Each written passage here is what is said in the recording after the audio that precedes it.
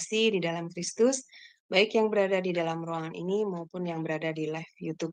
Selamat bertemu kembali pada acara pembelajaran firman Tuhan di kelas tema Adonai pada tanggal 27 September 2023 di hari Rabu, yang akan disampaikan oleh narasumber kami yaitu Ibu Pendeta Suryani Pantau dengan temanya adalah Otoritas Kerajaan Allah part yang kedua. Yang part pertama sudah dijabarkan di minggu yang lalu ya Bapak Ibu. Nah, baik, tema yang sangat menarik untuk kita pelajari dan kita ketahui. Baik, sebelum acara ini dimulai, maka kita awali dengan berdoa terlebih dahulu. Dan saya minta kesediaan dari Ibu Uti Watimena untuk memimpin doa pembukaan. Dipersilakan Ibu.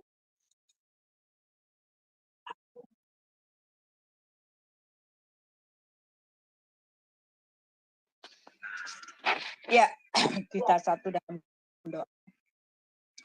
Bapa di sorga, terpuji Engkau, Allah kami yang kudus. Kami datang kepadamu hari ini, malam ini Tuhan. Kami ingin duduk mendengarkan firman Tuhan, kami ingin berbakti, kami ingin menyerahkan acara ini Tuhan dari pertama sampai dengan akhirnya. Tuhan, Engkau berbicara melalui tutur mulut Ibu Suryani Watimena. Nah, di tempat ini biarlah acara ini berlangsung dengan baik dan firman Tuhan yang dibawakan sungguh-sungguh menyuarakan apa yang Tuhan kehendaki untuk Tuhan bicarakan lewat Ibu Yani. Terima kasih Tuhan, berkati acara ini dari pertama sampai dengan akhirnya. Dalam nama Tuhan Yesus kami berdoa. Amin. Amin. Terima kasih Ibu Uti untuk doanya. Ya. Baik, sebelum kita masuk pada pembelajaran, maka kami akan menayangkan terlebih dahulu profil dari Ibu Pendeta Suryani Pantau. Dipersilakan, operator.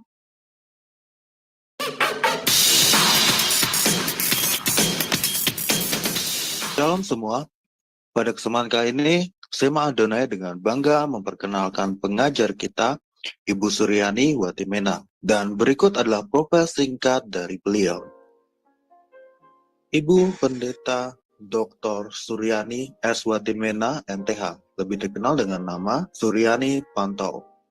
Lahir di Tanjung Uban, 11 Februari 1962.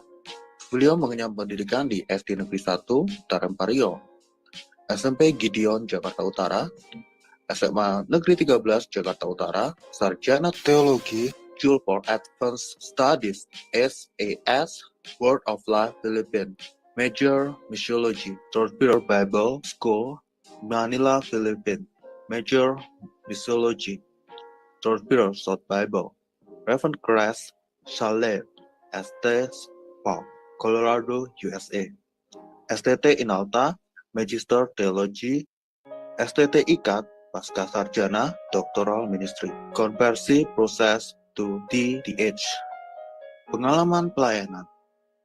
Pengurus Bendahara Pamukri, Persekutuan Pemuda Indonesia, Youth for Christ, mengajar sekolah minggu, pelayanan dari COCM dan Berita Hidup, mengajar Bible Study Muda-Mudi Indonesia, Makati, Filipina, mengajar Bible Study khusus ibu-ibu diploma Kedutaan Indonesia Makati Filipina, penyiar radio Kristen FEBC, Far East Broadcasting Company International, pelayanan di Handicap Hospital Colorado, pelayanan penginjilan keliling bersama tim Ambassador Internasional sebagai penerjemah dan pengkhotbah, ditasbis menjadi pendeta oleh Sinode Gereja Kristen Sahabat Indonesia GKSI, sekarang jadi GSI, Gereja Sahabat di Indonesia, mengajar di STT Inalta Jakarta, mengajar di STT Duloh Cilangkap Jakarta, bendahara Yayasan STT Inalta,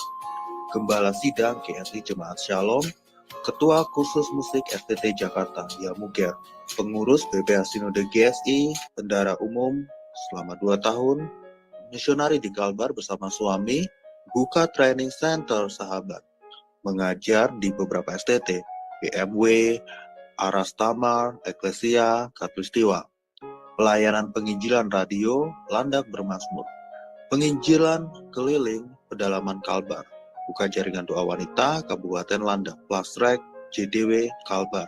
Balik pindah ke Jakarta, mentor JDW Pulau Kalimantan sampai sekarang. Sekretaris Umum Sinode GSI, Badan Pertimbangan Gembala Sidang GSI, Ukemene, Fasilitator Trainer My Home. Anggota Badan Pertimbangan Sinode GS, Gembala Sidang GSI Shalom. Wakil Gembala Gereja RCCG City of David, Jakarta. YouTuber anggota ASTI dengan nama channel Suryani Pantau. Dari Zoom, Sema Adonai terus menyuarakan Baik, pengajaran. sebelum kita mulai pembelajaran kita, saya akan menyapa terlebih dahulu narasumber kami. Shalom, selamat malam Ibu Suryani. Ya, shalom, selamat malam. Bagaimana Ibu kabarnya? Semoga sehat ya Bu. Baik ya ini. Iya, puji Tuhan. Baik. Yang keluar Iya. Ya, baik Ibu, saya persilakan waktu dan tempat untuk Ibu mengajar. Silakan Ibu. Ya, shalom, selamat malam semuanya, teman-teman di mana saja Anda berada, baik yang ada di dalam negeri maupun yang ada di luar negeri. Nah, pada hari ini kita akan belajar dengan tema Kingdom Authority Part 2 dengan subtemanya bagaimana kita merebut kota, merebut wilayah di mana kita berada. Ya, saya minta supaya PPT-nya itu PowerPoint-nya supaya di start ya. Nah, itu kita lihat di sini. Mari kita lihat tadi kita sudah berdoa. Kita baca di sini. Saya akan bacakan saja ya. Yosua 1 ayat yang ketiga. Setiap tempat yang akan diinjak oleh telapak kakimu, kuberikan kepada kamu, seperti yang telah kujanjikan kepada Musa. Ya, terus langsung mengalir ya Pak ya. Rubah. Ya. Nah, kita melihat di sini dari ayat ini kita melihat ada dua hal yang sangat penting dalam merebut kota atau merebut kawasan teritorial. Minta maaf ini saya pakai kawasan karena ini dulu saya pakai seminar saya untuk seminar saya di Malaysia ya di Kinabalu ya. Nah, jadi pakai kawasan, mereka pakai kawasan atau teritorial tempat di mana kita berada. Jadi ada dua hal yang sangat penting dalam merebut kawasan atau teritorial, kota atau bangsa ya. Yaitu yang pertama adalah Allah mencari seorang untuk diutus ke satu tempat agar menjadi agen perubahan, pelaku sejarah di tempat di mana dia diutus. Nah, kita sudah belajar minggu lalu ketika Tuhan mengajarkan kepada kita doa Bapa kami, datanglah kerajaanmu, jadilah kehendakmu di bumi seperti di sorga. Itu artinya kita ini bertanggung jawab untuk menghadirkan kerajaan Allah di bumi di mana kita berada. Untuk kita mengalami kerajaan Allah dan otoritas Allah. Dan kita tahu juga bahwa otoritas kerajaan itu juga telah diberikan kepada gereja. Dan nanti kita akan lihat lebih dalam lagi. Nah, untuk supaya kerajaan Allah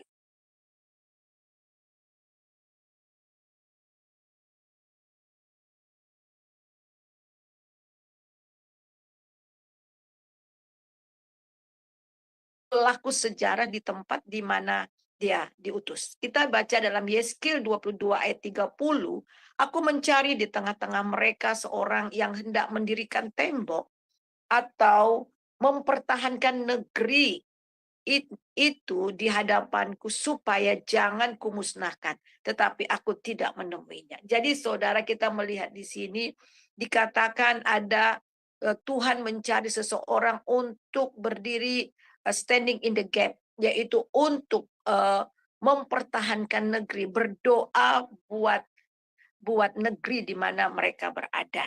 Supaya apa? Supaya Tuhan tidak memusnahkan tempat itu. Jadi rupanya saudara sebagai umat Tuhan, sebagai anak-anak Tuhan, kita diberikan otoritas kepada Tuhan oleh Tuhan untuk kita juga berdiri bagi bangsa kita, berdiri bagi kota kita, untuk mempertahankan itu di hadapan Tuhan, supaya kota kita, negeri kita tidak dimusnahkan oleh Tuhan. Ya, lanjut. Nah, mari kita melihat di dalam sejarah ya. Kita lihat di dalam sejarah eh, di dalam di dalam kisah sejarah ya, sejarah gereja yang kita baca ketika Tuhan ingin melahirkan suatu bangsa, ia memanggil dan mengutus satu orang, yaitu Abraham. Ketika ia ingin menyelamatkan bangsa Yahudi dan bangsa-bangsa lainnya dari bencana kelaparan, dia mengutus Yusuf. Ketika Allah ingin membebaskan bangsa Israel dari perbudakan, dia mengutus Musa. Begitu juga ketika Allah ingin membawa umatnya ke tanah perjanjian, dia utus Yosua.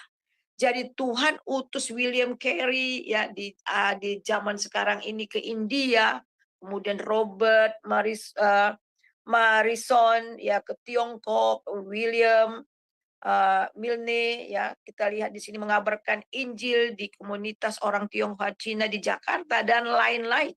Dan sekarang satu orang itu adalah Anda dan saya. Silakan. Ya. Jadi sampai sekarang Tuhan masih bertanya, siapa yang akan diutus dan siapa yang mau pergi untuk aku. Yesaya 6 ayat 8a. Jadi mari kita merespon bersama-sama. Ini aku, Tuhan utuslah aku. Yang kedua, membawa mandat untuk merebut dan memenangkan daerah di seluruh kawasan bagi Kristus. Jadi kita membawa mandat. Minggu lalu saya sudah membahas bagaimana Tuhan memberi mandat. Di dalam Kejadian pasal yang pertama ayat yang ke-28 kita melihat bagaimana Tuhan memberikan kuasa otoritas kerajaan itu kepada Adam dan Hawa untuk menaklukkan kota. Jadi kita dan juga kita telah diberi kunci kerajaan itu. Jadi sebagai orang-orang percaya kita membawa mandat untuk merebut, memenangkan daerah di seluruh kawasan bagi Kristus. Di dalam Yeremia 1 ayat yang pertama, ketahuilah pada hari ini aku mengangkat engkau atas bangsa-bangsa dan atas kerajaan-kerajaan untuk mencabut dan merobohkan, untuk membinasakan dan meruntuhkan, untuk membangun dan menanam. Perhatikan, di sini kita diutus ke bangsa-bangsa dan kerajaan-kerajaan. Nah, mandat atau amanat untuk menaklukkan dan berkuasa atas bumi telah diberikan Allah kepada manusia sejak semula.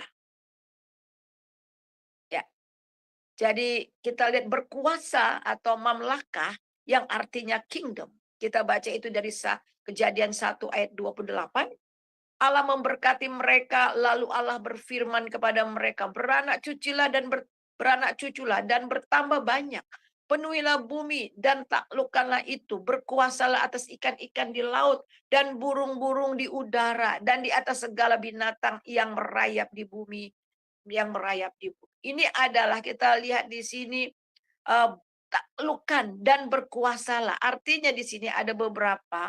Be fruitful, beranak cucu. Be multiply, pelipat gandaan. Fill the earth, pengaruh global. Have dominion, berkuasalah. Berkuasalah dan taklukkanlah. Jadi ini adalah otoritas kerajaan. Jadi Tuhan mau mendirikan kerajaannya di atas manusia yang dia ciptakannya. Jadi atau jemaatnya, eklesia, otoritas kekuasaannya pada gerejanya untuk menaklukkan dan memerintah bumi. Jadi gereja itu adalah saudara dan saya. Kita melihat Allah berkehendak mendirikan kerajaannya di bumi. Nah, pernahkah Anda menyadari betapa besarnya pengaruh kejahatan malaikat dan manusia bagi alam semesta? Dan berapa besar persoalan yang timbul hal itu bagi Allah.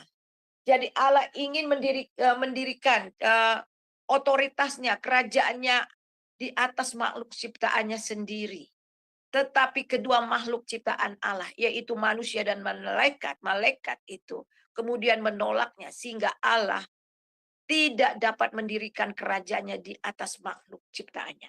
Jadi kita melihat di sini Adam dan Hawa menolak sehingga dengan memberontak kepada Allah karena mereka tunduk kepada apa yang dikatakan oleh iblis sehingga akhirnya otoritas itu dicuri oleh iblis. Akan tetapi yang sangat luar biasa kita harus ketahui, Allah tetap pada kehendaknya yang semula. Allah tidak dapat menarik balik otoritas atau kekuasaannya. Dia dapat menarik penyertaannya, akan tetapi ia tidak dapat menarik kekuasaan dan otoritasnya. Karena di mana ada kekuasaan atau otoritas Allah, di situ Allah mendapat tempat yang utama. Karena itu Allah mendirikan kerajaannya di bumi. Allah membuat bangsa-bangsa menjadi kerajaannya melalui gereja. Jadi Allah terlebih dahulu mendirikan kerajaannya di atas diri Tuhan Yesus. Barulah kerajaan itu bisa didirikan dalam gereja. Dan setelah kerajaan didirikan dalam gereja, barulah kerajaan dunia menjadi kerajaan Allah. Jadi jelas di sini saudara bahwa Allah tidak pernah gagal di dalam rencananya untuk mendirikan kerajaannya. Kita kembali melihat apa yang kita sudah baca minggu lalu di dalam Matius pasal 16 ayat 18 dan 19 demikian bunyinya. Dan aku pun berkata kepadamu, engkau adalah Petrus, dan di atas batu karang ini aku akan mendirikan jemaatku, dan alam maut tidak akan menguasainya. Kepadamu akan kuberikan kunci kerajaan sorga. Apa yang kau ikat di dunia akan terikat di sorga. Dan apa yang kau lepaskan di dunia ini akan terlepas di sorga. Kita perhatikan ayat yang ke-18. Bahwa Tuhan menubuatkan kepada Petrus bahwa Petrus akan mendirikan jemaatnya. Akan mendirikan kerajaannya di atas batu karang yang sesungguhnya. Yaitu Tuhan Yesus. Dan alam maut tidak menguasainya. Dan kemudian bagaimana kita mendirikannya? Tuhan memberikan kunci kerajaan. Supaya apa yang kita ikat di dunia ini akan terikat di surga. Dan apa yang kita lepaskan di dunia ini akan terlepas di surga. Ya, next. Nah, kita lihat juga saudara bahwa gereja diberi otoritas kerajaan. Jadi kunci kerajaan artinya gereja diberi kuasa untuk membuka dan menutup. Mengikat dan melepaskan. Ini artinya bahwa gereja menjadi jawaban bagi dunia. Kawasan di mana di kawasan yang Anda berada dan sebagai duta kerajaan yang diberi wewenang kerajaan. Ini luar biasa. Saudara itu adalah representatif dari God's kingdom. Jadi ketika dia mendirikan gerejanya, dia memberikan otoritas. Kunci adalah otoritas untuk melarang, mengizinkan. Dalam doa kita dapat melarang, mengikat hal-hal yang bertentangan dengan kehendak Tuhan. Kita dapat mengizinkan dan melepaskan kehendak Tuhan untuk memanifestasikannya di bumi. Sebab itu firman Tuhan yang mengajar dalam doa Bapa kami, datanglah kerajaanmu, jadilah kehendakmu di bumi seperti di surga. Ya. Kita lihat otoritas merebut kawasan atau membangun kembali. Kita baca di dalam Yeremia 1 ayat 9 dan 10 demikian bunyinya. Lalu Tuhan mengulurkan tangannya dan menjamah mulutku. Tuhan berfirman kepadaku, sesungguhnya aku menaruh perkataan-perkataanku di dalam mulutmu. Ketahuilah pada hari ini aku mengangkat engkau atas bangsa-bangsa dan atas kerajaan-kerajaan. Perhatikan, aku mengangkat engkau atas bangsa-bangsa dan kerajaan-kerajaan. Untuk apa? Untuk mencabut dan merobohkan. Untuk membinasakan dan meruntuhkan. Apa yang dicabut? Apa yang dirontokkan? Apa yang dibinasakan? Apa yang dirontokkan? Diruntuhkan. Itu adalah kerajaan kegelapan. Kerajaan kegelapan yang memenuhi kota saudara. Kerajaan kegelapan yang memenuhi negeri di mana saudara berada. Itulah yang kita runtuhkan. Dan kemudian untuk menanam. Kembali Pak dari Yeremia. Maaf, kembali dulu. Ya, untuk membinasakan dan meruntuhkan. Dan untuk membangun dan menanam. Luar biasa. Setelah semuanya dicabut, dirontokkan, dibinasakan, diruntuhkan oleh dengan kuasa kegelapan itu dirontokkan, semua sistemnya dirontokkan, dipatahkan, kemudian mulai membangun dan menanam. Lanjut. Jadi kita lihat di sini gereja diberi otoritas untuk memimpin di kawasan, di wilayah mereka. Daniel 7 ayat 27 dan 28. Maka berfirmanlah, berkuasalah, dan kebesaran dari kerajaan-kerajaan di bawah semesta alam akan diberikan kepada. Maka pemerintah dan kekuasaan, kebesaran, dan dari kerajaan-kerajaan di bawah semesta langit akan diberikan kepada orang-orang kudus, umat yang maha tinggi. Pemerintah, mereka adalah pemerintahan yang kekal dan segala kekuasaan akan mengabdi dan patuh kepada mereka. Jadi kita lihat di sini pemerintah kekuasaan diberikan kepada kita. Menurut ya kembali slide berikutnya. Ya, menurut Meles Mundru mengatakan Allah telah memberikan suatu mandat kepada mereka untuk memerintah sebagai raja, to rule as a king. Jadi kita ini anak-anak raja, saudara. Kita ini adalah representatif dari kerajaan sorga. Jadi Tuhan memberikan kepada kita otoritas to rule as a king. Bertanggung jawab untuk mendominate dan memerintah the reign a land di kawasan atau teritorial di mana mereka berada. Dan memang ini adalah bahasa peperangan, bahasa di mana kita merebut kota. Tapi ingat, kita merebut kota, peperangan kita yang kita lawan itu bukan dengan pedang, bukan dengan penumpahan darah, akan tetapi betul-betul dengan kuasa Tuhan. Nah, oleh sebab itu saudara, kita melihat di sini dengan doa. Oleh sebab itu gereja adalah duta kerajaan Allah di bumi ini. Wahyu 5 ayat 10, dan engkau telah membuat mereka menjadi suatu kerajaan, menjadi imam-imam bagi Allah, dan mereka akan memerintah sebagai raja di bumi. Perhatikan, dan engkau telah membuat mereka menjadi suatu kerajaan dan menjadi imam-imam bagi Allah, dan mereka akan memerintah sebagai raja di bumi. Oleh sebab itu saudara melihat sekarang ini, di dunia ini ada 3 kerajaan. Yang pertama itu kerajaan sorga. Yang kedua itu kerajaan manusia. Dan yang kedua kerajaan manusia. Dan yang ketiga itu adalah kerajaan kegelapan, kerajaan iblis. Nah saudara, kita melihat kerajaan iblis bukan kadang dan seringkali menggunakan kerajaan manusia untuk menghancurkan kerajaan sorga. Kita contohnya saudara, bagaimana ada beberapa negara, contohnya di Cina ya, bagaimana negara komunis ini, negara ya setan ini, iblis memakai negara, memakai pemerintahan yang ada untuk apa? Membinasakan orang-orang percaya pada saat itu. Betapa anak-anak Tuhan dianiaya, dibunuh, dan harganya mahal sekali. Mereka harus beribadah di bawah di bawah tanah.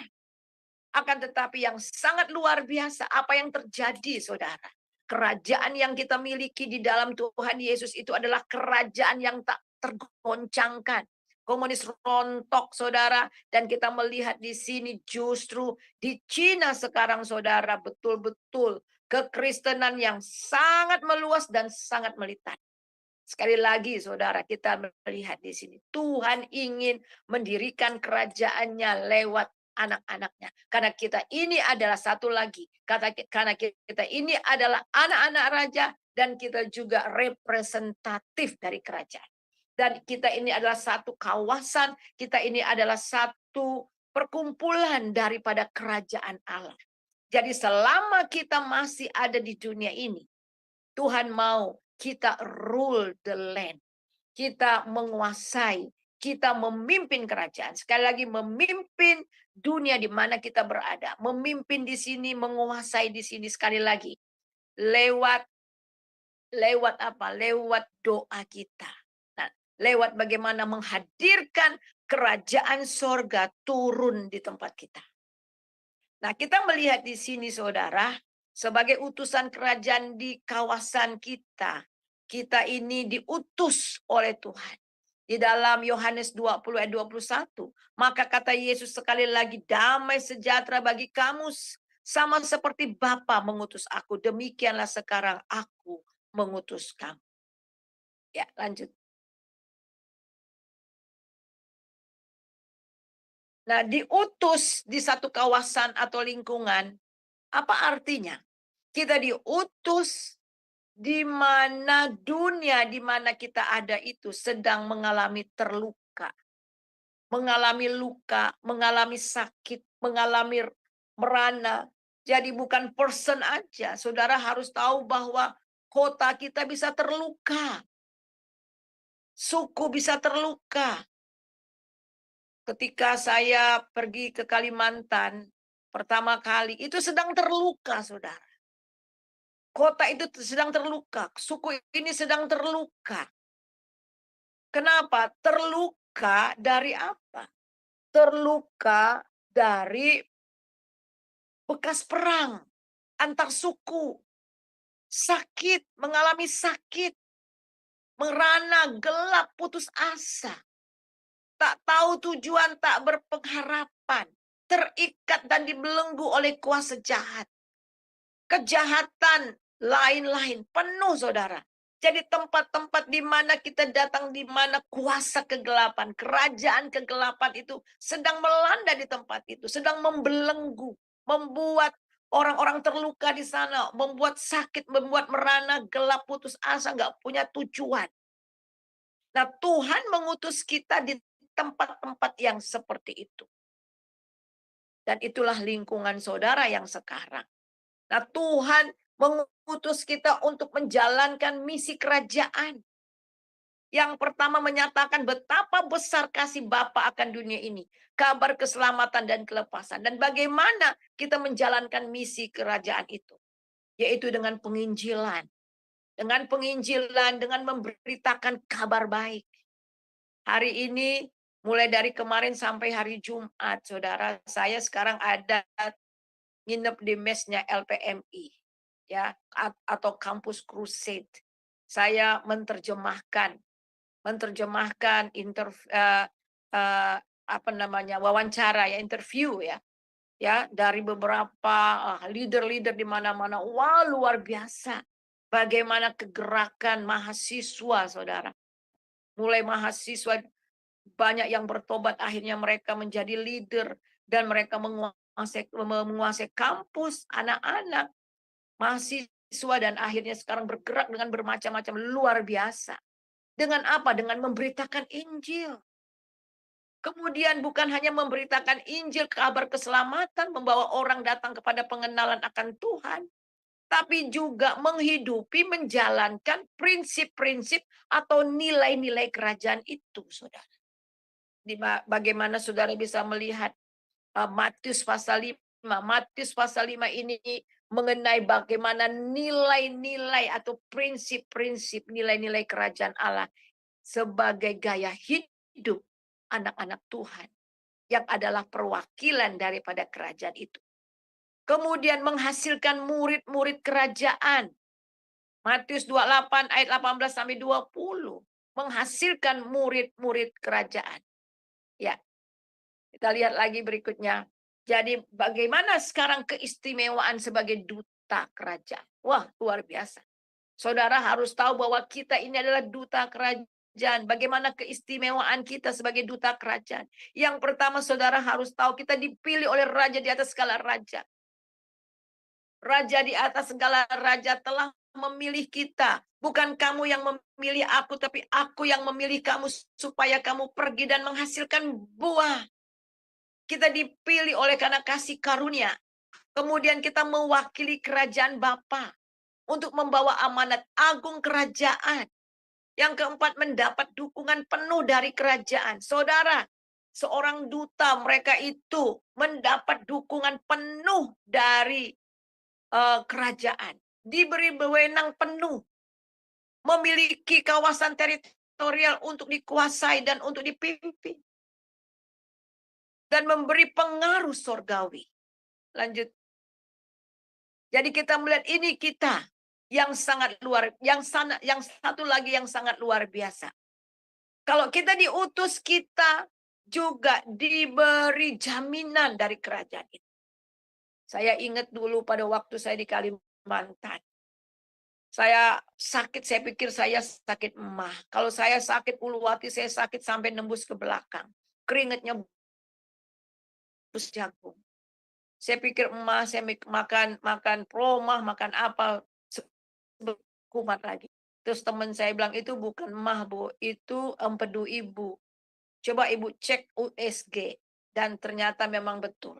Pada waktu kami cek USG itu jauh sekali ya. Karena kami tinggal di satu desa dan untuk pergi ke rumah sakit misi ini 3 jam perjalanan. Jadi uang suami saya itu di kantong itu cuma 500.000 saudara. Dan bayar USG itu 2,5. Jadi tinggal 2,5. Ternyata ada batu di empedu saya. Dan kemudian dokter bilang ini harus segera dalam 1 minggu harus segera diangkat. Jadi batu itu harus segera diangkat. Kemudian ibu mau pilih mana? Apakah mau dioperasi secara manual atau laser? Itu saya bilang kalau manual itu bagaimana dokter? Iya itu akan dibelek ibu punya dari sampai ulu hati sampai ke bawah pusar katanya. Itu akan dibelah dan kemudian dijahit setelah itu. Oh begitu ya, saya bilang. Wah kalau gitu saya nggak mau perut saya jadi kayak resleting. Saya bercanda, ibu ini sakit masih bisa bercanda katanya. Jadi yang kedua apa dokter? Yang lainnya apa? Ya di laser. Tapi di laser ini mahal. Waktu itu belum ada BPJS saudara, mahal. Oh ya, jadi ibu mau pilih yang mana? Lalu saya bilang sama suami saya, pilih yang mana? Terserah, sesuai dengan imannya. Saya bilang di laser aja Pak, di laser aja. Di laser oke, saya tanda tangan. Saya bilang gini sama Tuhan, Tuhan saya ini bekerja di kerajaan. Kalau kerajaan dunia ada pegawainya atau pejabatnya yang full melayani di kerajaan atau di pemerintah, pasti pemerintah kerajaannya bayar lunas. Jamin semua obat dan sebagainya. Tuhan saya full melayani di kerajaan. I don't care how much I have to pay. Saya nggak peduli berapa yang harus saya bayar. Tetapi saya punya raja, saya melayani raja di atas segala raja. Raja saya akan membayar semuanya. Saudara, kemudian saya tanda tangan. Saya tanda tangan dan apa yang jadi saudara. Waktu saya tanda tangan, oke. Tapi ini agak mahal ya Bu. Iya nggak apa-apa. Saya bilang gitu. Saya bilang padahal uang cuma 250.000 saudara. Dan apa yang jadi karena ada antara rumah sekolah di tengah-tengah kami ada tamu-tamu dari luar negeri dan suami saya mengajar dan juga menerjemahkan dan saya juga mengajar tetapi karena saya sakit ya karena itu saya juga ikut menerjemahkan tetapi saat itu saya lebih banyak tidur ya karena banyak tidur dan ada wisuda juga. Ada wisuda juga di tempat itu. Jadi saya datang sedikit ya tapi karena sakit ya sebentar saya sakit saya masuk kamar. Rupanya ada bupati juga yang hadir. Jadi ketika saya masuk kamar jadi diumumkan mari kita berdoa buat Ibu Pendeta hari Selasa depan akan dioperasi dan itu hari Jumat. Selasa depan akan dioperasi karena ada batu empedu ada batu empedu. Udah, situ mereka doakan, ada bupati di sana dan saya tidur setelah pas jam makan akhirnya saya dipanggil dan saya makan. Saya ketemu sama bupati. Bupati bilang gini, "Ibu mau dioperasi hari Selasa?" "Iya, saya mau dioperasi." "Oh gitu. Ibu datang ya hari Minggu ya." Itu hari Jumat ya. Datang ya hari Minggu di rumah saya ada obat dari Malaysia katanya. Ada obat dari Malaysia. Oke. Akhirnya hari Minggu kami datang ke sana, kami ngobrol lama, cukup lama. Di rumahnya ada sekitar 2 jam dan akhirnya kami pulang. Kemudian Bapak Bupati bilang gini, "Ibu, obatnya sudah tidak ada, sudah habis. Jadi kami kasih ini aja, kasih amplop. Ini siapa tahu bisa untuk membantu Ibu punya operasi." Saudara, saya nggak pernah nyangka akan hal itu. Dan saya buka itu ada 6 juta. Itu luar biasa sekali ya saudara. Dan itu yang saya bikin untuk down payment. Nah, waktu saya ketemu sama bupati ya, kemudian suami saya juga ketemu dengan satu orang. Karena suami saya itu pakai baju, istilah baju barong Filipin, Kemudian ada satu dokter bilang gitu, "Are you Filipino?" "No, I'm Indonesian." "Saya orang Indonesia." "Oh gitu, saya dulu pernah di Filipina." "Oh saya juga." Terus tanya-tanya, "Bapak dulu di Filipina di mana?" "Oh tinggalnya di belakang Saint Luke Hospital." "Oh saya di situ. Saya sekolah di situ. Saya pernah pernah di situ, di rumah sakit situ." Akhirnya ngobrol-ngobrol, suami saya bilang, "Selasa istri saya akan dioperasi." Dan saudara, apa yang jadi saudara? Apa yang jadi, akhirnya saya dioperasi, setelah operasi saya masih butuh banyak sekali uang, saudara. Udah nggak ada ya uang, ada beberapa sudah, tetapi harus butuh berapa juta. Dan, kami berdoa, ternyata, dokter yang ketemu sama suami saya itu setelah operasi dia datang ke kamar saya, kemudian suami saya bilang gini, "Pak, kami ini," karena ini memang, rumah sakit misi ya. Jadi, kami akan pulang kan disuruh pulang, tetapi bolehkah kami bayar sekian saja dan kemudian akan nyicil. "Oh, Bapak dan Ibu, biaya sendiri?" "Iya." "Oke, ikut saya ikut saya." Jadi suami saya ikut dan dia masuk ke satu ruangan, catat, tulis, dia suami saya tunggu dekat kayak kasir. Kemudian, kasir dikasih satu kertas sama dokter ini, dan ternyata saudara nggak bayar. Nggak bayar, hanya bayar berapa ya, 300.000 atau berapa dari sekian juta ya, mungkin, 4 apa 5 juta kalau nggak salah gitu ya. Dan saudara, apa yang jadi saudara, ya, dan, suami saya kaget, "Loh, kok cuman segini?" Pas memang ada di kantong cuman segitu. Iya, itu kan direktur rumah sakit. Suami saya baru tahu bahwa itu direktur, saudara. Ini luar biasa sekali. Dan apa, saya diutus ke sana sebagai perwakilan kerajaan. Jadi dia jamin juga, dia jamin apa yang saya perlukan. Jadi kita lihat di sini, as a king you have to rule your world. Dan dunia saudara itu adalah kota atau kawasan di mana saudara tinggal dan bekerja sekarang ini. Saya diutus di sana, jadi tempat ya, Kabupaten Landak yang dahulu, dan Tuhan utus sana dan saya harus, rule the world, rule kota itu. Inilah tempat di mana Allah telah berikan dan serahkan kepada kita untuk dikuasai, di mana gereja mulai masuk ke dalam setiap lapisan masyarakat. Baik dalam rumah tangga, gereja, marketplace, pemerintah, media, kebudayaan, olahraga, kesehatan, dan dunia pendidikan. Jadi saudara, anak-anak Tuhan akan masuk ke dalamnya. Ada di gereja, ada marketplace, ada banyak anak-anak Tuhan di marketplace. Mereka harus menyatakan Tuhan. Mereka adalah representatif dari kerajaan. Oleh sebab itu harus betul-betul atmosfer sorga harus turun di situ lewat mereka. Ada di dunia pemerintahan, ada orang anti pemerintah. Daud itu sebagai raja. Kalau Tuhan mengutus anak-anak Tuhan untuk di pemerintahan, itu berarti untuk membawa satu perubahan. Di media, di kebudayaan, di entertainment ada anak-anak Tuhan di sana. Di dunia olahraga, kesehatan, dunia pendidikan. Nah, kita masuk ke dalam setiap lini, ada anak-anak Tuhan di sana justru untuk menyatakan kebesaran Tuhan. Untuk menerapkan nilai-nilai kerajaan sehingga tempat itu berubah. Jadi janji Tuhan pada Yosua bahwa setiap tempat yang dia injak oleh telapak kaki akan diserahkan kepadanya. Untuk ditakluki, diduduki, dan dikuasai. Jadi kawasan di mana Anda menginjak telapak kaki setiap hari dan di mana engkau berpijak, itulah tempat Tuhan mengutus saudara. Itu harus kau rebut bagi kerajaan sorga, bagi Kristus. Karena kita adalah perwakilan dari kerajaan Allah atau duta dari kerajaan Allah. Walaupun Kanaan telah diberikan pada Yosua, tetapi Yosua tetap masih harus berperang, menaklukkan Kanaan agar semua kawasan Kanaan dapat direbut dan dikuasai. Lanjut. Kita baca dalam Lukas 19 ayat 17. Katanya kepada orang itu, baik sekali perbuatanmu itu, hai hamba yang baik, dan engkau telah setia dalam perkara kecil. Karena itu terimalah kekuasaan atas 10 kota. Wow, luar biasa. Jadi saudara, kalau kita telah dapat setia dengan satu kota, Tuhan akan memberikan 2 kota, Tuhan akan memberikan 3 kota, sampai 10 kota. Untuk membawa pengaruh yang luar biasa. Saya dulu mulai dari jaringan doa, hanya kota Ngabang.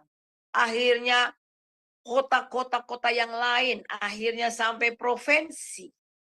Jadi betul-betul membawa pengaruh yang sangat luar biasa. Kota-kota direbut oleh kita rebut bagi kemuliaan Tuhan. Lewat apa? Lewat doa juga.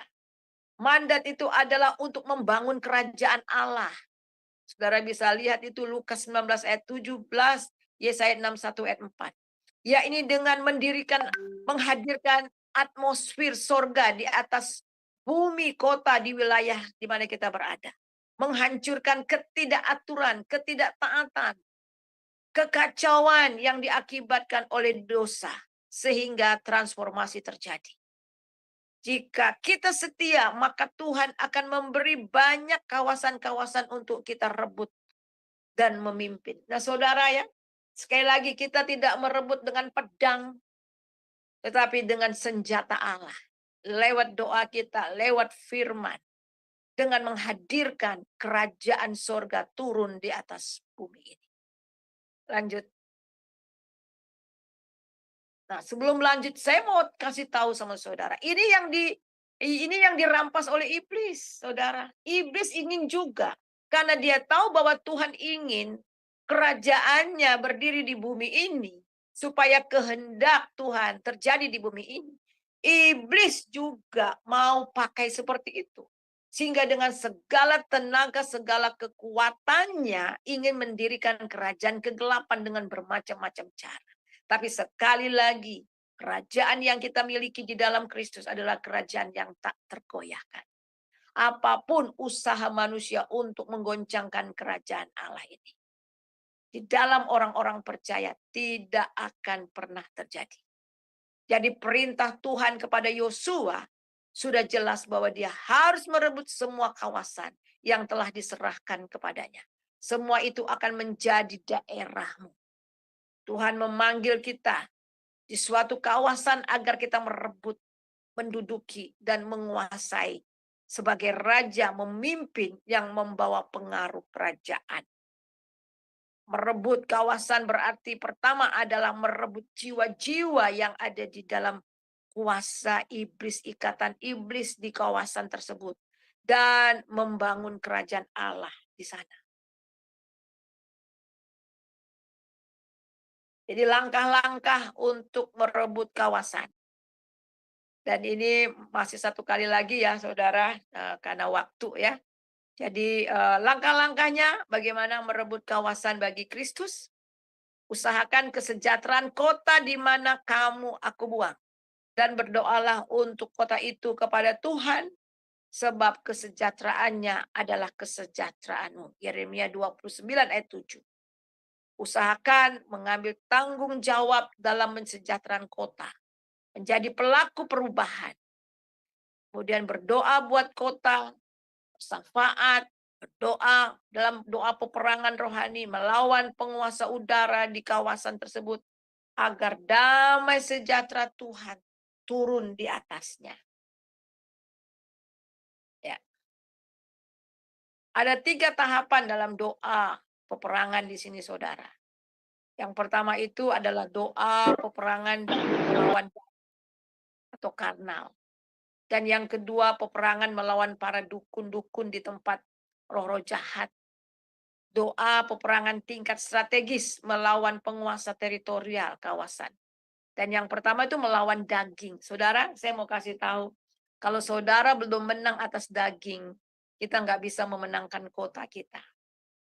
Manusia-manusia daging yang hanya melawan tiap hari bermasalah dengan daging. Ini adalah manusia orang-orang padang gurun. Kalau kita belum menang atas daging, kita nggak akan menang atas kota. Dan yang kedua itu adalah doa peperangan melawan para dukun, santet, segala macam kuasa-kuasa kegelapan yang menguasai kota itu. Sehingga kota itu menjadi gelap, kota itu dikuasai oleh kegelapan.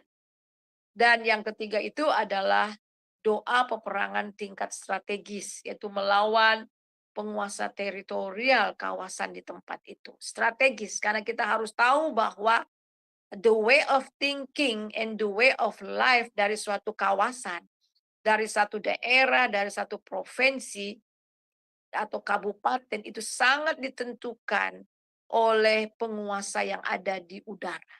Jadi tingkat strategi ini lebih bukan hanya dukun-dukun saja, tetapi tingkat strategis di alam, di udara sana yang menguasai tempat itu, yang menguasai teritorial atau kekuasaan itu dirontokkan, sehingga orang-orang yang ada di dalamnya itu boleh diselamatkan. Ya, lanjut.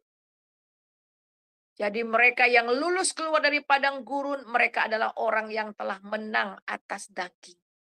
Dan sekarang mereka masuk ke dalam dimensi yang baru, yaitu dimensi rohani. Demikianlah dalam tahapan kehidupan orang Kristen di padang gurun, berperang melawan Amalek ini adalah tahapan daging, karnal. Yang paling awal berperang melawan dosa. Pada tahapan jiwani, ia melawan kehidupan lahiriah atau duniawi. Nah, ini tahap yang pertama. Jadi gereja jangan terjebak, tetap tinggal pada peperangan yang bersifat dasar, yaitu masalah intern. Bukan berarti tidak boleh hanya berdoa untuk sekitar kebutuhan-kebutuhan kita hari-hari, kebutuhan daging, kebutuhan hari, kebutuhan ini, tidak. Tetapi bukan berarti tidak baik, tidak saudara. Itu salah juga kalau berpikir demikian. Akan tetapi kita tidak hanya berdoa hanya untuk kepentingan kita, hanya berdasarkan masalah intern pribadi kita, tetapi Tuhan juga mau supaya kita meningkat. Meningkat doa untuk orang lain, doa untuk bangsa yang lebih global yang Tuhan mau.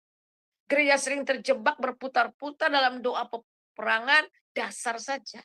Dan hanya memikirkan masalah-masalah keperluan intern dan denominasi sendiri saja. Tanpa memikirkan bagaimana membangun kesatuan tubuh Kristus di kawasan. Gereja-gereja dalam satu kawasan harus masuk dalam dimensi yang baru. Dalam doa sehati dan dalam peperangan rohani tingkat strategis bersama. Ya, lanjut. Jadi Peter Wagner pernah mengatakan gereja adalah satu kawasan adalah barometer dari kawasan itu. Jika gereja suram, terkotak-kotak, maka kawasan pun akan suram dan terkotak-kotak. Presiden Putin pernah mengatakan gereja adalah jawaban dunia. Jika gereja tidak lakukan sesuatu, maka binasalah dunia. Ya. Jadi kawasan kita sering terlihat indah di permukaan, namun di bawah permukaan banyak kawasan yang sakit, terluka, merana, sakit, rusak oleh kekerasan, drug, korupsi, kemiskinan, perceraian, perjudian, prostitut, kriminalitas, dan lain-lain.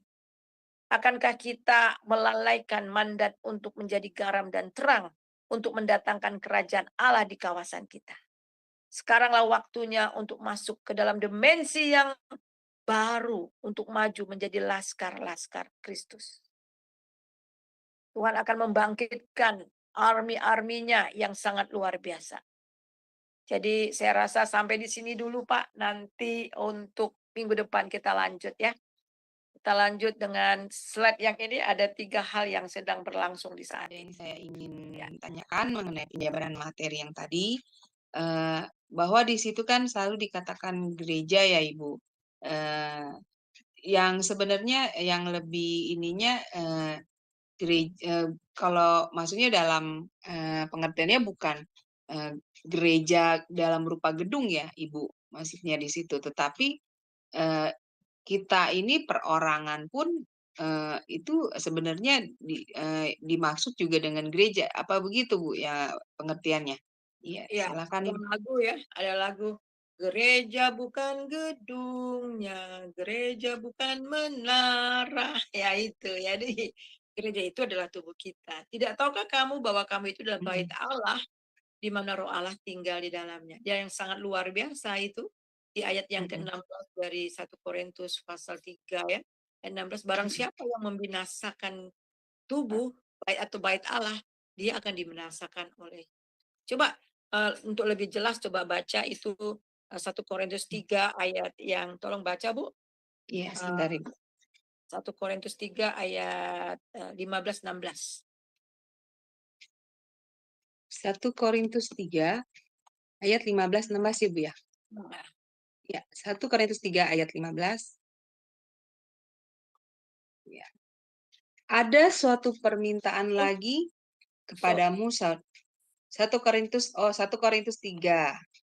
Iya, Ya. 1 Korintus 3 ayat 15 dan 16. Demikianlah firman Tuhan. Jika pekerjaannya terbakar, ia akan menderita kerugian. Tetapi ia sendiri akan bukan itu, diselamatkan. bukan itu. Eh, bukan itu ya. Saya bilang coba 2 Korintus 3 kali. Oke, sebentar Ibu. 2 Korintus 3. 2 Korintus 3 ya Bu. Ya, 15-16. 2 Korintus 3 ayat 15 dan 16. Demikian firman Tuhan. Bahkan sampai pada hari ini, Itu yang tadi Bu, yang tadi Ibu mungkin salah ini ayat 16 dan 17. Sorry. Ya, ayat 16 dan ya 17 17. bukan 2 15 16. Korintus Ya, 2 Korintus 3 ayat dan 16 dan 17 ya Bu ya. Ya. Tetapi apabila hati seorang berbalik kepada Tuhan, Oh. maka selubung itu diambil daripadanya. Sebab Tuhan 1 adalah Korintus, roh. 1 Korintus, 1 Korintus. Oh, 1 1 Korintus. Korintus 3 ayat 16-17. Ya, baik Ibu, sebentar. Ya, maaf ya. Iya, nggak apa-apa. Ayat 16-17. Oke. 1 Korintus 3 ayat 16-17. Tidak tahukah kamu bahwa kamu adalah bait Allah dan bahwa roh Allah diam di dalam kamu? Jika ada orang yang membinasakan bait Allah, maka Allah akan membinasakan dia. Sebab bait Allah adalah kudus dan bait Allah itu ialah kamu. Amin. Ya, jelas ya. Jadi bait Allah atau gereja itu adalah kamu, kita. Jadi kalau Budaya. berbicara mengenai gereja, itu adalah kita. Jadi gereja atau eklesia itu adalah kumpulan orang-orang percaya yang sudah ditarik dari luar masuk ke dalam. Itu artinya eklesia atau jemaat. Dan inilah kerajaan Allah itu dibangun di atas, di dalam diri orang-orang percaya. Berarti ini ya Bu, bukan merupakan tanggung jawab gereja gedung itu ya Bu, tapi Iya, diri kita sendiri adalah juga gereja dari Tuhan dan kita mempunyai tanggung jawab ya Bu. Dan ini iya, kan disebut kota ya Bu. Maksudnya kota ini kan bukan berarti dalam jangkauan kota yang besar gitu, kayak misalnya saya tinggal di Tangerang ya, kota Tangerang iya, seluruhnya. Tapi ini sebenarnya berlaku yang disebut kota ini eh, sebenarnya di tempat seperti di dalam lingkungan yang lebih kecil ya, Bu, seperti misalnya lingkungan keluarga sendiri atau lingkungan tempat tinggal sendiri, seperti itu bukan Ibu pengertiannya ya? iya, mulai dari keluarga sampai kota, bangsa Hmm. bahkan.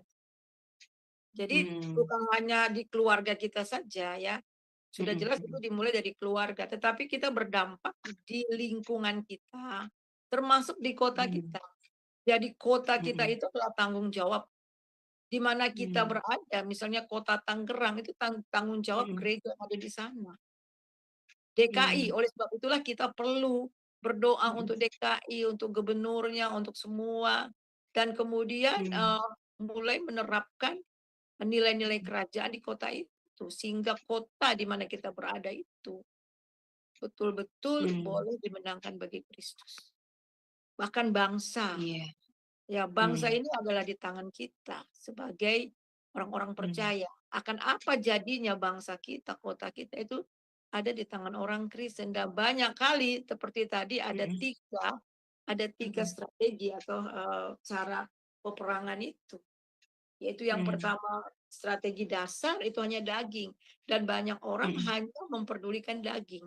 Keperluan sendiri, organisasi sendiri. Tetapi jarang sekali mendoakan tetangga kiri kanan depan belakang, RT mereka, RW mereka, sekitar mereka, Mm-mm. ya daerah-daerah di mana tempat banyak kecelakaan, maut ada, prostitut dan sebagainya. Itu gereja kalau benar-benar mau menjadi Mm-mm. terang, ya bukan hanya Mm-mm. ya melakukan sesuatu, ya berdoa dan melakukan sesuatu. Nah itu. Makanya Iya. Peter Wagner mengatakan bahwa gereja itu adalah barometer dari lingkungan itu. Kalau gereja itu Mm. terkotak-kotak, maka tempat itu juga akan terkotak-kotak. Kalau gereja gelap, Betul. maka lingkungan itu gelap. Kalau ada gereja di satu kawasan bawah, tetapi orang-orang yang di sekitarnya itu banyak Mm. pemabuk, banyak orang narkoba, banyak kemiskinan dan sebagainya, berarti gereja tidak membawa dampak. Justru kehadiran Mm. gereja boleh menjadi berkat orang-orang yang miskin di sekitarnya. Bisa membawa orang yang narkoba, yang sebagainya, yang gelap ini untuk datang kepada Tuhan. Tetapi kalau itu tetap Mm-mm. gelap dan hanya gedung semakin tinggi, itu samanya monumen, bukan Iya. movement. Bukan movement. Jadi Mm-mm. gereja itu movement, pergerakan. Tetapi kalau hanya gedungnya yang ini tapi lingkungannya kacau, itu movement. Sama dengan movement aja ya.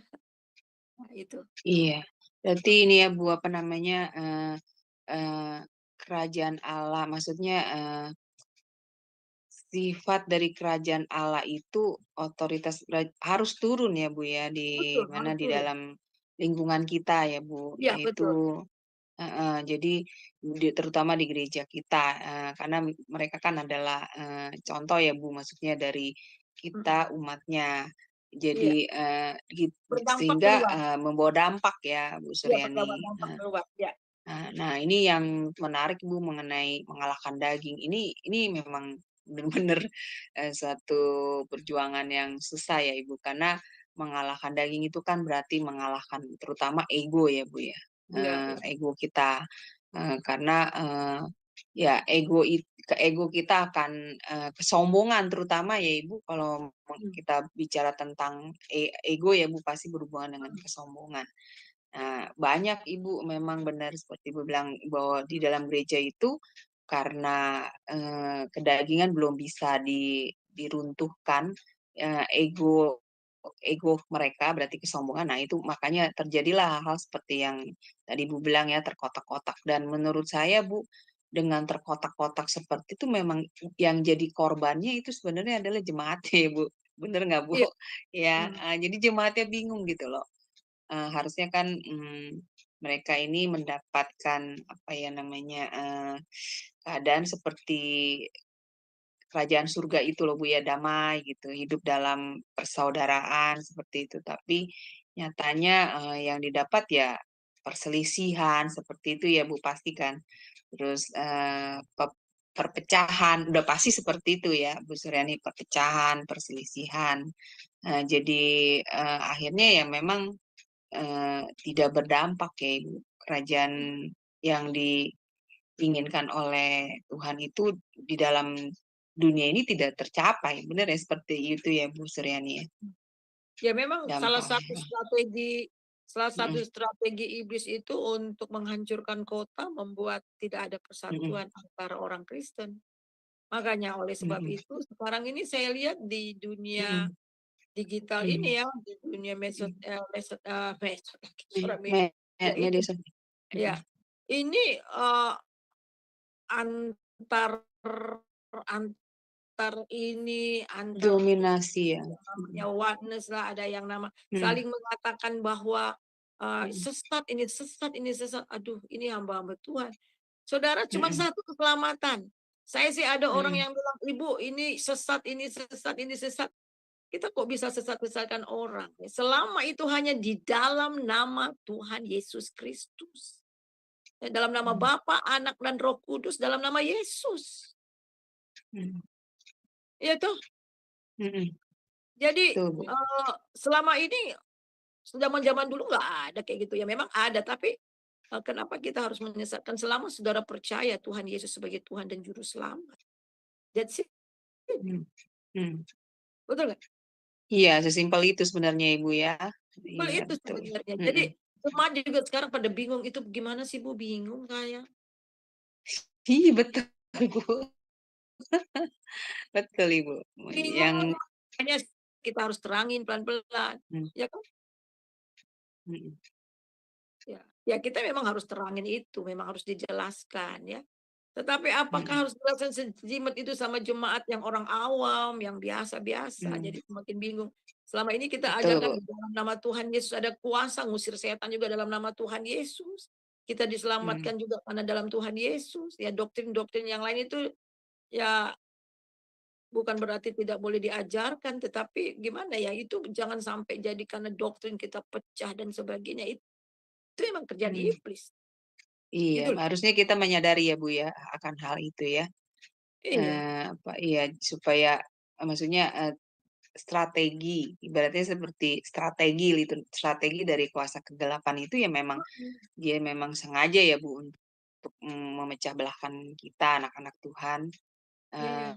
untuk apa adanya eh, perselisihan dan kemudian Mm. ya udah pasti ya ujungnya kalau kita tidak peka ya hancur ya Ibu seperti itu ya Bu. Betul, saling orang Persekutuan yang kita nonton hancur. juga tepuk tangan, Mm. orang yang nonton tepuk tangan, gitu kan. Jadi memang itu, jadi memang ini juga kita harus peka, jangan sampai terjebak ya, jangan sampai terjebak Betul, akan betul. ini. Jadi apalagi udah saling Mm-mm, maki-maki, saling ini, saling mm-mm, itu, gitu ya. mm-mm, mm-mm. Bukan nggak boleh Betul. kita memberikan pertanggungjawaban, kita memberi pertanggungjawaban, tapi jangan sampai hamba Tuhan Mm-mm. dengan hamba Tuhan, gereja-gereja berantem gara-gara soal itu. Padahal awal-awalnya Betul, betul percaya Ibu. Yesus juru selamat, udah selamat gitu. Iya, betul Bu ya. Jadi kalau kalau bersikap seperti itu bagaimana apa otoritas kerajaan Allah ini bisa turun atas diri Iya, kita ya Bu bagaimana ya. perjuangan surga ini bisa turun itu masih bersifat Iya, daging loh. Itu peperangan iya, daging. Ya betul. segala sesuatu yang berdasarkan daging itu nggak akan pernah memuliakan Tuhan, kata Tuhan. Betul Dan Bu. tingkat yang berikutnya itu kan Mm-mm, lawan santet-santet, lawan mm-mm, penguasa-penguasa udara yang mm-mm, santet-santet, kuasa-kuasa kegelapan. Nah, mm-mm. kita harus sampai kepada strategi tingkat strategis. Iya, Ah, itu. yang teratas ya Bu ya Ya, pemerintahan itu dari lembaga iblis itu yang iya. nomor 3, tapi itu yang secara strategis. Jadi, Mm-mm, apa ya, penguasa udara yang ada di daerah situ.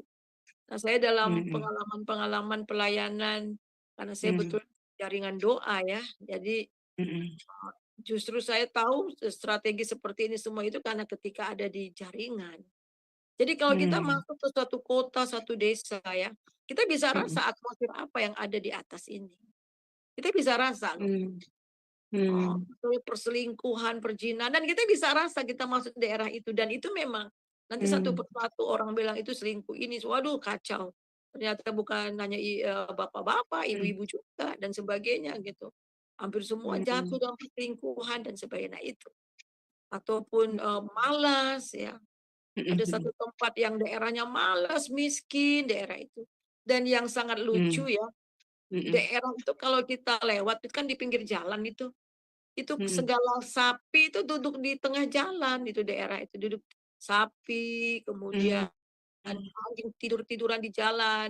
Nanti kalau mobil kita mm, lewat itu, lembu, mm. lembu itu, apa yang segala macam binatang itu, dia hanya bergerak lemah sekali seperti siput jalannya. Nah, seperti Oh, kondisi masyarakat di situ pun juga seperti itu. oh Kalau malas-malas gitu ya Bu ya. iya, jadi itu, bukan hanya manusianya males-males, termasuk, Mm, ternak-ternaknya pun jadi males. Nah, ini kan kita bisa lihat itu ya, dan akhirnya kita mulai doa, kita perangi. Kita mm, berperang betul-betul melawan mm, kuasa-kuasa kegelapan yang menguasai tempat itu. Akhirnya nggak ada lagi, sampai sekarang jalannya nggak ada lagi yang mm, kambing segala macam tidur di pinggir jalan dan di tengah jalan itu nggak ada. dan orang-orang itu mulai maju dan ekonominya mulai maju. Nah itu kehadiran kita. Mm-mm. Mm-mm. Itu. Tuh, Bu. Coba baca, ya kan kemarin minggu lalu saya sudah Mm-mm. kasih ayatnya itu ya di dalam 2 Mm-mm. Korintus 10 ayat yang Iya, keempat dan kelima. Coba Ibu baca. iya. 2 Korintus 10 ayat Ayat yang keempat dan 4 dan 5 5. ya, Bu ya. Oke. 2 Korintus 10 ayat yang keempat dan kelima. Demikianlah firman Tuhan. Karena senjata kami dalam perjuangan bukanlah senjata duniawi, melainkan senjata yang diperlengkapi dengan kuasa Allah, yang sanggup untuk meruntuhkan benteng-benteng. Kami mematahkan setiap siasat orang dan merubuhkan setiap kubu yang dibangun oleh keangkuhan manusia untuk menentang pengenalan akan Allah. Kami menawan segala pikiran dan menaklukkannya kepada Kristus. Dan kami siap sedia juga untuk menghukum setiap kedurhakaan bila ketaatan kamu telah menjadi sempurna. Amin. Ya, jadi jelas ya. Jadi memang ini senjata kita bukan senjata pedang, parang, Iya. linggis apa segala enggak. Perlengkapan apa senjata gitu itu senjata surga kekuatan Allah. Lewat apa? Lewat doa, doa peperangan dan sebagainya. Ya mungkin di lain waktu nanti saya ajarkan juga ya. Ya itu. Jadi kita Iya. sama seperti kita berperang, sebelum kita perang juga doa keliling, doa memberkati kota, merebut dan sebagainya itu memang harus ada pemetaan rohani. Daerah di sini itu kayak gimana ya. Kita buat pemetaan dan akhirnya itu yang kita perangi. Gitu loh. Kita bawa ke Tuhan, Nah kita ini, perangi dan merebut nah kota. sebelum naik ke tingkat seperti itu ya kita harus bisa mengalahkan nomor 1 kedagingan dulu ya Bu Suryani. Iya, betul. Betul ya Bu? Kalau udah daging dikalahkan, kita bisa Nah, menang atas santet segala macam. Kenapa orang kerasukan coba? karena lemah dia Bu imannya. Iya Bu. Iya, lemah dagingnya kan. Iya, Karena itu daging yang lemah dan rohnya juga lemah. Rohnya lemah. betul. Mm-mm. Itu. Lemah Jadi rohnya, memang terutama lemah rohnya ya Bu iya, Suryani, jadi tidak kuat di akhirnya rohnya. yang Iya, diperangkan itu hanya rohani. daging, ya hanya daging, Iya, hanya iya. roh gitu kan. Jadi Mm-mm. sebentar ya masalah-masalah itulah termasuk ya eh, apa katanya diguna-guna lah, karena inilah Iya, itulah iya. selalu Mm-mm. hanya lawan-lawan begitu. Padahal kita sudah menang loh. Iya, Kita udah betul menang Bu. dalam nama Yesus ada kuasa kok dalam diri kita. Kita nih Mm-mm, mm-mm. diberi otoritas surgawi. Mm. Kata firman Tuhan, kamu akan mengusir setan-setan. Kamu akan injak kalajengking dan sebagainya. Dan itu nyata. Saya dulu Termasuk dikasih. menundukkan kedagingan kita ya Bu Suryani sebenarnya Bu ya, otoritas Ya, itu juga ya. iya, iya. Itu Iya. memang untuk melawan daging itu dengan bagaimana kita bertumbuh dalam Tuhan ya. Mm-mm. Wah, luar biasa ya Bu, materi malam ini memberi Sekarang malam pengertian. ya. Sekarang malam. Iya, iya, memberi pengertian dan pencerahan banget buat kita ya Bu. Sepertinya ini kayaknya sudah cukup ya Bu ya, Ya, sudah waktunya malam udah juga. juga Iya, larut dan iya, udah sepertinya malam juga juga ya. nggak ada yang bertanya. Ya. Iya Ibu Heni, ya Ibu Iya, Heni. makasih banyak Ibu Suryani. Pengajarannya sangat luar biasa, mengingatkan kembali. Kadang-kadang ya kita ada satu spot yang bisa kita lupakan. Ya, tadi Bu Suryani mengingatkan bahwa kita adalah pekerja-pekerja, ya, warga kerajaan sorga. Kita bekerja untuk ambasador untuk sorga ya gitu ya. Kita ambasador sorgawi berarti ya. Jadi kita diutus sama Tuhan gitu untuk menguasai wilayah. Wilayah itu wilayah bukan hanya di tempat tinggal kita, tetapi wilayah hati kita. Saya lihat tadi di situ Bu Suryani menekankan juga untuk supaya kita bisa menerima berkat-berkat ilahi ya. Kayak tadi kesaksian Ibu Suryani itu saya sangat Bu ya, saya lihat kesetiaan anak-anak Tuhan itu dalam melayani Tuhan. Pasti Tuhan tidak akan membiarkan kita. Tuhan akan pasti menyertai kita gitu loh.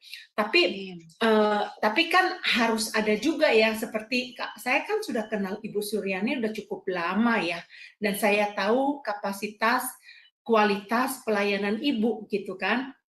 Jadi apa yang Ibu lakukan itu saya lihat yaitu janji Tuhan itu ya dan amin. Tadi seperti Ibu katakan, ya Tuhan saya bekerja, mestinya kan bos yang bayar ya, itu bos kita yang bayar yang di atas, Tuhan Betul. Jadi tadi ayat yang Ibu ambil itu setiap tempat yang aku injak itu ya, jadi setiap wilayah, setiap daerah yang aku injak itu akan menjadi perjanjian Tuhan buat kita gitu. Itu baik dalam pelayanan. Tadi Ibu kan singgung mengenai pelayanan kalau nggak salah ya. Ini aku Tuhan, aku kalau nggak salah tadi Ibu ngomong kayak gitu ya. Kalau nggak salah di berapa ya Ibu ambil tadi di kitab Yesaya kalau nggak salah ya. Yesaya. Nah banyak sekali anak-anak Tuhan ya Bu ya, saya lihat mereka mau berkatnya Bu. Mereka mau diberkati. Mereka mau menerima upah ceritanya, tetapi di dalam menjalani tugas itu mereka itu nggak punya tanggung jawab, mereka cuman asal iya aja, cuman ini banyak saya lihat Bu di dalam komunitas-komunitas itu sering sekali saya menemukan. Nah itu dalam hal regret ya Pak Bu, apa dalam mendapatkan nanti upah itu kan nggak bisa kita nanti kalau ketemu dia, Tuhan saya sudah melakukan ini, Tuhan sudah melakukan ini, tapi Tuhan bilang kamu bayar nggak, kamu melakukan nggak, kamu ulet nggak gitu, komitmen nggak, setia nggak gitu. Nah itu jawabnya bagaimana nanti di sana ya Bu ya, nggak melakukan itu. Nah itu yang tadi saya sangat diberkati dengan pengajaran Ibu ingetin saya lagi gitu loh. Jadi di dalam keletihan, di dalam kejenuhan, ada ya Bu ya, Ibu pernah nggak ngalamin di dalam pelayanan ada kejenuhan Bu? Bu Suryani. Iya, pernah itu dialami semua orang, dan itulah ya betapa kita itu perlu betul-betul membangun hubungan yang terus-menerus dengan Tuhan. Jadi normal ya Bu ya, karena saya juga ngalamin itu Bu. Kok jenuh amat sih gitu?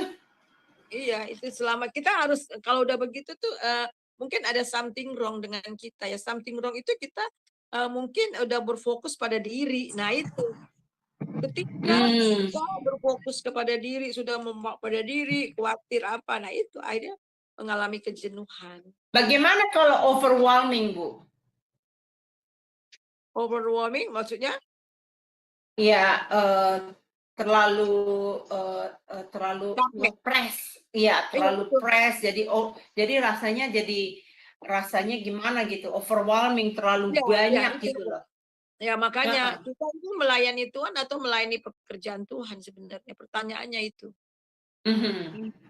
Nah banyak orang melayani pekerjaan Tuhan bukan melayani rajanya. Tuhan nggak mau kok kita melakukan sampai mati-matian sampai lupa segalanya, enggak kok. Dia mau melakukan kita diminta untuk melakukan apa yang dia katakan, apa yang dia memang udah berikan untuk kita kerjakan gitu. Enggak harus lakukan semua, enggak. Oh saya melayani Tuhan, tunggu Tuhan semua saya kerjakan, enggak juga, enggak begitu juga kali.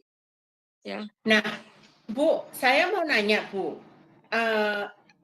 menurut saya, apakah benar ya, semua anak-anak Tuhan itu dikasih otoritas kerajaan Allah, Bu? Benar nggak? Karena ada yang bilang ke saya, Hen, enggak, saya kan cuman biasa-biasa aja, jadi jemaat biasa aja, enggak cuman pendeta, ketua komsel, itu doang, ketua apa, itu yang dikasih otoritas katanya. Saya bilang, enggak, semuanya dikasih otoritas gitu loh, Bu. Nah ini banyak yang punya pemikiran bahwa otoritas kerajaan Allah itu hanya dikasih kepada pemimpin-pemimpin Bu. Jadi jemaat-jemaat itu tidak dikasih katanya gitu Bu. Enggak, tapi memang ya itu semua kita dikasih, dan ketika kita menerima dia kita diberi kuasa untuk menjadi anak-anak Allah, dan kita menerima Roh Kudus yang sama. Roh Kudus itu telah diberikan, Roh Kudus itulah kuasa yang tinggal dalam diri kita. memang sebagai hamba-hamba Tuhan itu memang mereka diurapi. Diurapi dengan double portion gitu loh. Karena mereka memimpin gitu. Tetapi bukan Iya, iya. berarti orang-orang jemaat biasa tidak bisa mengalami itu. Selama dia mau dipakai Tuhan, walaupun jemaat biasa, dia bisa dipakai kok. Di pasar mereka bisa dipakai, ya. Hmm, hmm, Di kantor mereka bisa dipakai, sebagai perawat mereka dipakai, pakai dokter, dipakai kok. Dengan porsinya masing-masing yang Tuhan pakai dalam hidup mereka. Dan memang kalau untuk hamba-hamba Tuhan itu yang untuk melakukan memimpin itu kan memang dia itu kan diurapi khusus untuk menjadi hmm, memimpin kan. Nah, makanya kayak Elisa mau ambil jubahnya supaya double portion gitu kan, supaya double. hmm, Nah, gitu. Supaya rohnya juga. Jadi memang itu memang urapan karunia khusus untuk pemimpin karena memang dia memimpin. Jadi tetapi bukan berarti jemaatnya nggak bisa dipakai Tuhan, siapa aja bisa dipakai oleh Tuhan. Tetapi hmm, otoritas, sekali lagi, otoritas yang Tuhan berikan itu untuk semua. hmm, Saya ingat tuh, anak-anak, SMA yang tinggal sama saya, waktu itu mhm, kami tinggal di Kalimantan, ada anak-anak SMA, anak-anak SMP tuh tinggal sama kami ada 5 apa 6 orang. Lalu mhm, ada tetangga yang kerasukan udah seminggu tuh kerasukan, nggak ini, nggak apa, nggak nggak keluar-keluar itu, udah dipanggil dukun, panggil segala macam. Nah, saya hmm, menderita, tapi mereka bersaksi. Mereka ini anak-anak bersahaja yang tinggal sama kami. Kemudian hmm, mereka digerakkan untuk berdoa. Jadi mereka yang berlima itu cuma mereka bergandengan tangan, mereka nyanyi-nyanyi. Tiba-tiba mereka nyanyi puji Tuhan, nyanyi puji Tuhan, nyanyi puji Tuhan. Udah orang hmm, itu dilepaskan. hmm, mhm, Heeh, mhm, mhm. orang itu dilepaskan. Iya kan? Jadi bebas dari kuasa dari roh-roh jahat itu. Jadi kita melihat memang semua itu diberikan kepada kita, di otoritas. Kita kan gereja. Jadi nggak Ibu harus pernah Ibu pernah ketemu orang nggak yang kalau orang bilang tolong didoakan dong apa rumah saya berasa kayaknya ada roh-roh yang lain di sini gitu. Nah saya bilang sama dia kamu berdoa kamu punya kuasa. Ah, enggak itu cuma pendeta katanya jadi otoritas itu hanya pendeta hanya pendoa syafaat saya bilang jadi duh. Menurut saya sih semua kita diberikan kuasa untuk menengking kuasa-kuasa kegelapan itu. Dikasih otoritas buat kita, saya bilang begitu. Nah banyak anak-anak Tuhan itu saya lihat Bu, eh, gimana ya, saya setelah ngobrol-ngobrol baru saya tahu, setelah mereka curhat baru saya kenal, oh mereka punya masalah ini, punya masalah itu, mereka ngobrol. Jadi saya bilang, wah berarti dia nggak tahu bahwa dia tuh punya otoritas untuk menginjak kepala ular, untuk menginjak kuasa-kuasa si jahat itu. Nah banyak itu Bu, saya lihat. Nah tapi di dalam balik begitu juga saya mengalami hal begini Bu. Di saat kita mengalami terlalu banyak overwhelming tadi yang terlalu penuh penat di kepala yang harus kita kerjakan. Jadi penuh banget gitu.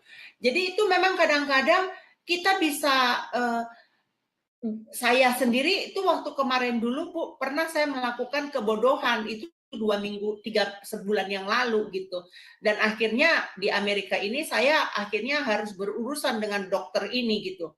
Nah itu uh, uh, aku nggak tahu tuh Bu. Menurut Ibu otoritas saya kemana pada saat itu Bu? Waktu saya dalam down banget itu. Saya tahu bahwa ada otoritas, tetapi waktu saat itu saya melakukan hal yang bodoh. Nah, itu bagaimana menurut Ibu? Apa kira-kira yang harus saya perbaiki?